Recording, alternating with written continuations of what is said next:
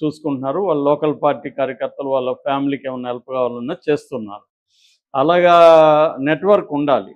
ఇప్పుడు రావణ్‌కి ఏముంది, అతను దళితుడు కాదు బేసిక్‌గా.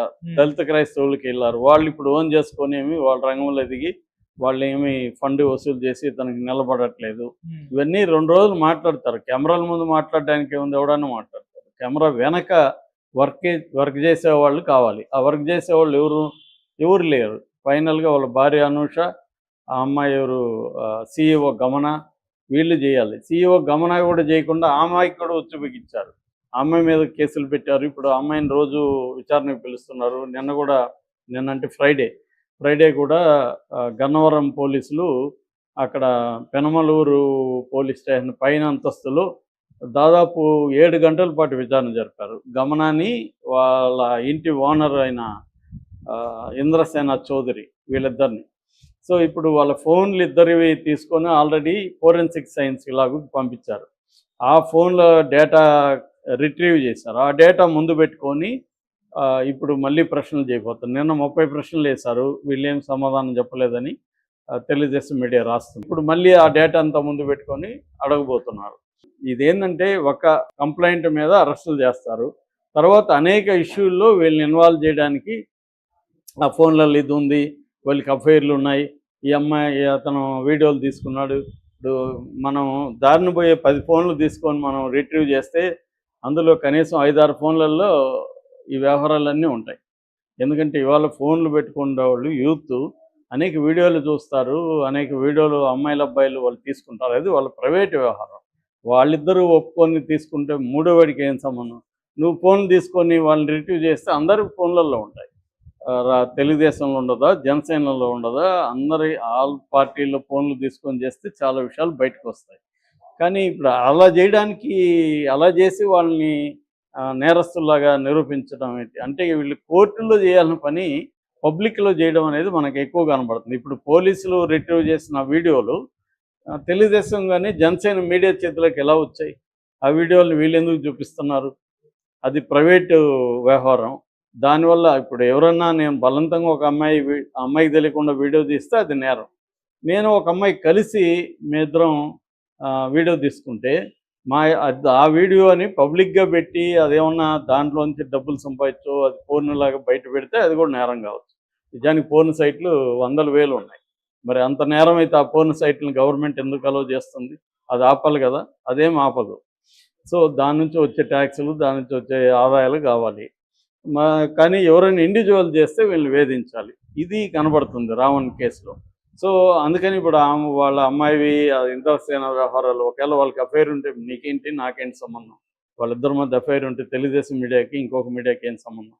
అంటే ఇలాగా అంటే వాళ్ళ క్యారెక్టర్లు అంత బ్యాడ్ అని చెప్పాలి. మోరల్గా డిగ్రేడ్ చేయడం అంటే ఇక్కడ 2 యాంగిల్ ఉంటాయి, లీగల్ అండ్ మోరల్ చేయడానికి నిజానికి ఎవరికి రైట్ లేదు. అసలు ఇవాళ ఉన్న మీడియాకి అసలు రైట్ లేదు. ఎందుకంటే మీడియా అంతా అమ్ముడుపోయిన మీడియానే, ఏదో ఒక పొలిటికల్ పార్టీ ఫండ్తో నడిచే మీడియానే. అలాంటి మీడియాకి నేను ఇప్పుడు ఎవరి దగ్గర ఫండ్ తీసుకొని మాట్లాడుతుంటే నాకు మోరల్స్ చెప్పే రైట్ ఏముంటుంది? రైట్ ఉండదు. సో అలాగా ఇవాళ ఎవరికి కూడా మోరల్స్ చెప్పే రైట్ ఎవరికి లేదు. That is number 1. కాబట్టి లీగల్గా తేలాలన్నప్పుడు వీళ్ళు ఎందుకు లీగల్గా తేలనివ్వడానికి సైలెంట్గా ఉండట్లేదు? కొన్ని మీడియా సంస్థలు అదే పని కుమ్ముతున్నారు, గమన. సో దాంట్లో ఏమి కూడా లేవు, విషయాలు ఏమీ లేవు, ఏదో ఉన్నట్టుగా బిల్డప్లు ఇచ్చి తేలుస్తున్నారు. గమనాకి ఇంద్రసేన వాళ్ళ మొగుడు, ప్రతి కుటుంబంలో ఇష్యూస్ ఉంటాయి. వాళ్ళ భర్త ఏమన్నా వచ్చి మీడియాకి చెప్పాడా నా భార్య వేధిస్తుందని, లేకపోతే ఏమైనా పోలీస్ కంప్లైంట్ ఇచ్చేది పబ్లిక్ ఇష్యూ అయిందా? అవేమీ లేదు. సో ఇలాగా వాళ్ళని అంటే రావణ్ని విలనిఫై చేసి అతన్ని ఒక విలన్గా లేకపోతే బ్యాడ్ గైగా మోరల్స్ అన్నట్టుగా అతను టెర్రరిస్ట్గా చిత్రీకరించే కార్యక్రమం జరుగుతుంది. క్లియర్గా అందరికీ తెలుసు పవన్ కళ్యాణ్ ఎగో హర్ట్ అయింది, వాళ్ళ ఫ్యామిలీని టార్గెట్ చేయడం, దానివల్ల ఊపా పెట్టారు. మామూలు కేసుల్లో బెయిల్ కానీ ఇవ్వకుండా ఉంటే ఊపా పెట్టుండరు, బెయిల్ ఇచ్చేస్తున్నారు కాబట్టి ఊపా పెట్టారు. ఇంకా దీన్ని వైసీపీ తన పొలిటికల్గా వాడుకోవడానికి, ఇతను కమ్మ కాబట్టి తెలుగుదేశం వాళ్ళు దీన్ని అనుకున్నారని, పవన్ కళ్యాణ్ టార్గెట్ చేయడం వెనక తెలుగుదేశం ఉందని ఇలాగ వాళ్ళు ఒక వెర్షన్ తీసుకొచ్చారు. సో ఇప్పుడు జగన్ కూడా దాని మీద చేశాడు. సో ఈ నేపథ్యంలో రావణ్కి లేటెస్ట్గా మళ్ళీ పొడిగించారు రిమాండ్. ఇది రావణ్ తరపున గట్టిగా ఎవరైనా అడ్వకేట్స్ నిలబడి చేస్తే తప్ప ముందుకెళ్ళదు. జైల్లో ఖచ్చితంగా అతను కొన్ని నెలల పాటు అయితే జైల్లో ఉంటాడు, సంవత్సరాలు కాకపోయినా. ఈ లోపల వేరే ఇష్యూలు వస్తాయి, ఇతన్ని మర్చిపోతారు. ఇదే జరుగుతుంది. మనకి అనేక సార్లు ఇలాంటివి చూసాం. ఇప్పుడు పోసానిలు ఇవన్నీ డ్రామాలు చూసాం కదా, ఏమైనా తర్వాత ఎవడికి వాడు సైలెంట్ అయిపోయాడు. ఇదేంటంటే టెంపరీ డైవర్షన్గా మనకు వస్తుంది. టెంపరీగా పొలిటికల్ గేమ్కి ఇద్దరికి, రెండు పార్టీలకి పనికొస్తుంది, కూటమికి ఇలా వైసీపీకి. ఫైనల్గా వీళ్ళు బలవుతారు. సో రావణ్ నుంచి నేర్చుకోవాలన్న నెగిటివ్ లెసన్స్ అంటే ఏమి చేయకూడదు అనేది నేర్చుకోవడాన్ని నెగిటివ్ లెసన్ అంటారు. అంటే మాట్లాడేటప్పుడు నోరు దగ్గర పెట్టుకొని జాగ్రత్తగా పెట్టుకొని మాట్లాడాలి, చెత్త భాష మాట్లాడకూడదు. రెండోది, ఒకే రాజకీయ నాయకుడిని ఇప్పుడు దేశంలో ఇంకెవరు లేనట్టుగా పవన్ కళ్యాణ్ని టార్గెట్ చేయడం ఎందుకు? ఆయన ఒకడే బ్యాడ్గా అయ్యా. సో కాబట్టి అలాగా ఒక ఫ్యామిలీ మీద, మెగా ఫ్యామిలీ మీదే లేదా పవన్ కళ్యాణ్ మీద టార్గెట్ చేయడం కరెక్ట్ కాదు. ఎవరైనా ఎవరిని చేస్తున్నా. సో ఇది ఎప్పటికో ఒకప్పటికి ఇబ్బంది అవుతుంది. పొలిటికల్ పార్టీలు అండ ఉంటేనే కష్టాలు ఉన్నాయి. ఇప్పుడు పొలిటికల్ పార్టీలు అండ ఉండి వైసీపీ క్యాడరే ఎలాంటి బాధలు ఎదుర్కొంటున్నట్టు చూస్తున్నాం. ఫైనల్గా ఏంటంటే ఈ కేసుల్లో సఫర్ అయ్యేది అల్టిమేట్గా ఫ్యామిలీసే. వీళ్ళవేవి తెలియకుండా ఇష్టం వచ్చినట్టుగా వ్యూస్ కోసం, హీరోయిజం కోసం, నేను బూతులు తిడితే నేను హీరో అవుతాను, త్వరగా నాకు వ్యూస్ వస్తాయి అనే దాంట్లో రావణ్ లాంటి వాళ్ళు చేసిన తప్పది. సో అతను జాగ్రత్తగా మాట్లాడుంటే కంటెంట్ పరంగా అతను తీసుకునే ఇష్యూస్ ఓకే, కానీ మాట్లాడినప్పుడు ఏవేవో తీసుకొచ్చి కేసులు పెట్టేదలుచుకున్నప్పుడు ఇంకా మొత్తం మారిపోతుంది. అతను మావోయిస్టులు సపోర్ట్ చేసింది లేదు, అతనేమి మావోయిస్టులతో తిరిగింది లేదు. మావోయిస్టులతో తిరిగేవాళ్ళు, సభలకు వెళ్ళేవాళ్ళు, కండక్ట్ చేసేవాళ్ళంతా హాయిగానే ఉన్నారు, వాళ్ళ మీద ఏం కేసులు పెట్టట్లేదు. ఇతను ఎప్పుడో ఒక వీడియోలో ఏదో మాట్లాడినానని ఇప్పుడు దానికి ఉపయోగపెట్టారు. అట్లా ఉపయోగపెట్టాలంటే కొన్ని వందల మంది మీద తెలుగు రాష్ట్రాల్లో ఉపాలు పెట్టాలి. ఆయన మీద పెట్టిన నేరంకైతే అదే నేరం, అంతకంటే పెద్ద నేరం చేస్తున్న వాళ్ళు బోల్డ్ మంది ఉన్నారు. వాళ్ళ మీద ఎందుకు పెట్టట్లేదు? సో క్లియర్గా ఇది పొలిటికల్ వెండెట్ట. పవన్ కళ్యాణ్ కోపాన్ని తీసుకుంటున్నాడు. ఇప్పుడు దానికి తెలుగుదేశం మీడియా కూడా బిగినింగ్లో సైలెంట్గా ఉండింది 2-3 రోజులు. వాళ్ళకి కూడా మనం పవన్ కళ్యాణ్ సపోర్ట్ చేయాలన్న ఒక సిగ్నల్స్ వచ్చాయి. దాని నుంచి వాళ్ళు కూడా చేస్తుంది. ఫైనల్గా ఇదేమీ తేలదు. 2 రోజులు జరుగుతుందంటే రావణ్ కొద్ది రోజులు కష్టాలు పడాలి, రావణ్ అండ్ ఫ్యామిలీ. అందుకంటే ఈ కేసు లీగల్గా అయితే ఎక్కడికి ముందుకెళ్ళదు. ప్రశ్న రావణ్ ఒంటరి వాడు అయిపోయినట్టుగా మనకి అర్థమవుతుంది. అంటే బిగినింగ్లో ఉన్న ఊపు లేదు, జడ శ్రవణ్ కుమార్ వదిలేసినట్టే కనబడుతుంది. యాక్చువల్గా యాంటీగా మాట్లాడినట్టు కూడా వార్తలు వచ్చాయి.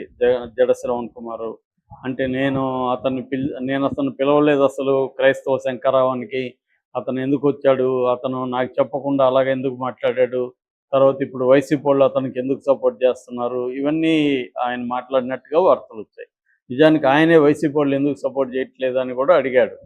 అంటే ఓవరాల్గా అతను ఏమన్నా దూరం అయ్యాడా?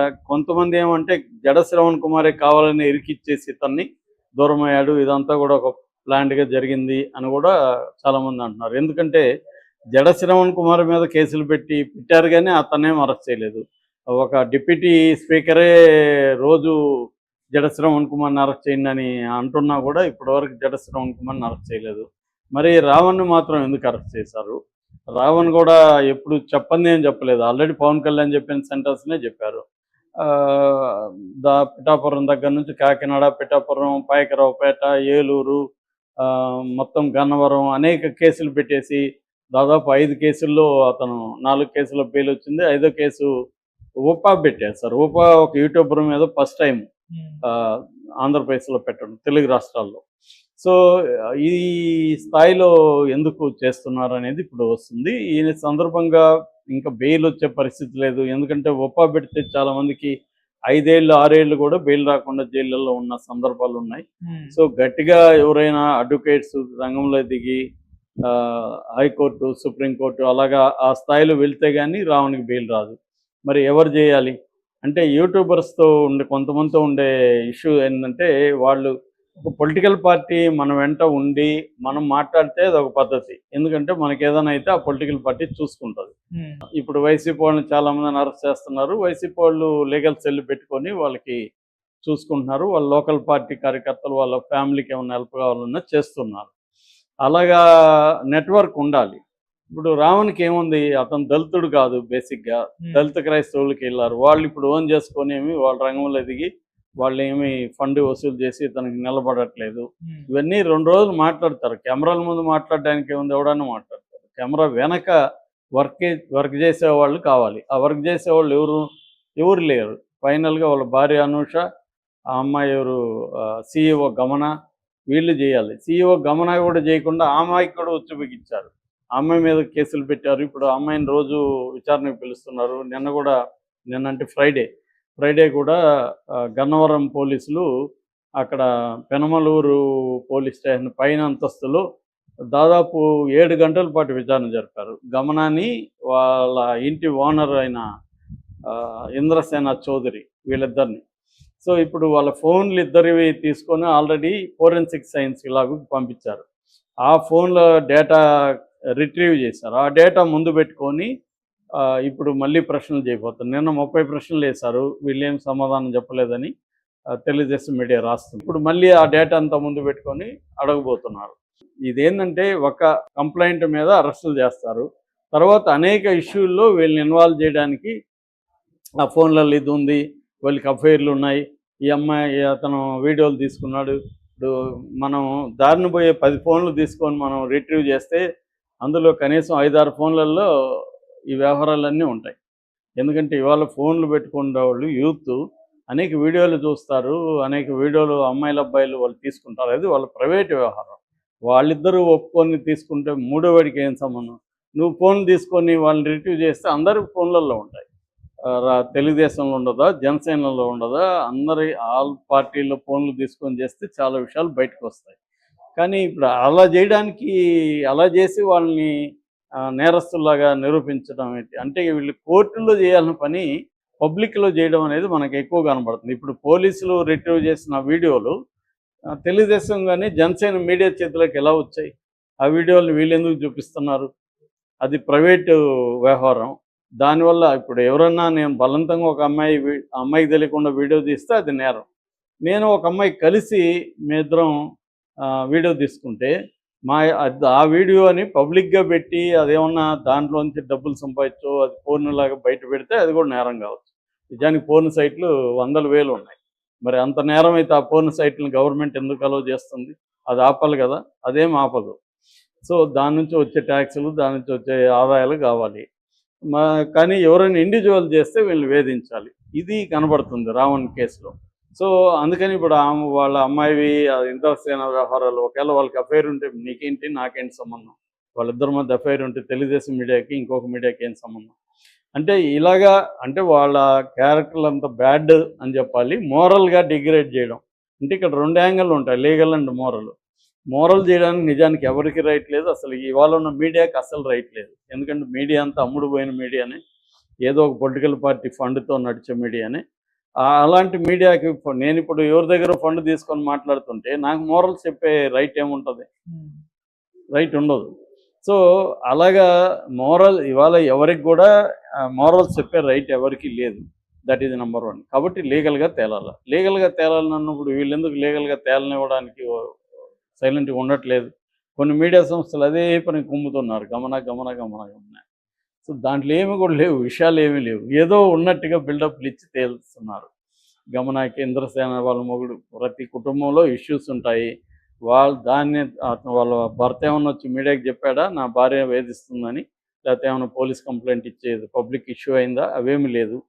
సో ఇలాగా వాళ్ళని అంటే రావణ్ని విలనిఫై చేసి అతన్ని ఒక విలన్గా లేకపోతే బ్యాడ్ గైగా మోరల్స్ అన్నట్టుగా అతను టెర్రరిస్ట్గా చిత్రీకరించే కార్యక్రమం జరుగుతుంది. క్లియర్గా అందరికీ తెలుసు, పవన్ కళ్యాణ్ ఎగో హర్ట్ అయింది, వాళ్ళ ఫ్యామిలీని టార్గెట్ చేయడం, దానివల్ల ఊపా పెట్టారు. మామూలు కేసుల్లో బెయిల్ కానీ ఇవ్వకుండా ఉంటే ఊపా